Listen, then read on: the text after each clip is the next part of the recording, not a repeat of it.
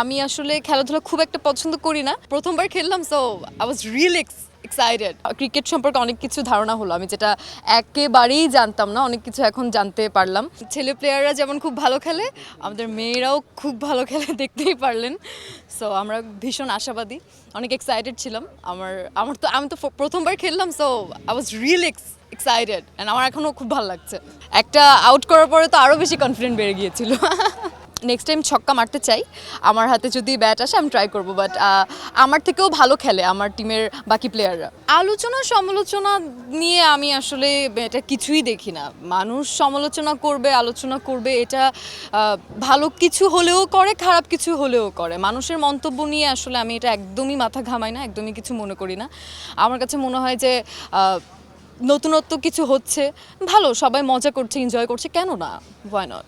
আমি আসলে খেলাধুলা খুব একটা পছন্দ করি না, বাট আমার যেহেতু ব্যাডমিন্টন খেলা হয়েছে ছোটোবেলা থেকে একটু আধটু, সো ব্যাডমিন্টনটা একটু পছন্দের। আর এখন মানে এইবার খেলার পরে আমার ক্রিকেট সম্পর্কে অনেক কিছু ধারণা হলো, আমি যেটা একেবারেই জানতাম না, অনেক কিছু এখন জানতে পারলাম। তো এখন আমার ক্রিকেটও মনে হয় নেক্সট টাইম থেকে ক্রিকেট খেলা আমার দেখা হবে অ্যান্ড ভীষণ ভালো লাগছে। আমাদের এখানকার কোচরাই পরামর্শ দিচ্ছে, টিম মেম্বাররা আমাকে পরামর্শ দিচ্ছে, এটাই। না না না, বোলিং করাটা মনে হয় আমার জন্য একটু একটু ইজি। কারণটা সাকিব আল হাসানকে অপছন্দ করার তো কোনো কারণ আমি দেখছি না। পছন্দ করার কারণ না জিজ্ঞেস করে অপছন্দ করার কারণ জিজ্ঞেস করলে করতে পারে না, অপছন্দ করার তো কোনো কারণই নেই আসলে। দুটোই ভীষণ কষ্টের জায়গা, যে যার মানে যেটা করে সে সেটা বুঝতে পারে আর কি। দুই জায়গা থেকে অনেক কষ্ট, আবার অনেক মজা। যদি কাজটা আরাম করে করা যায়, পছন্দ করে ভালোবেসে করা যায়, তাহলে ভালো লাগে।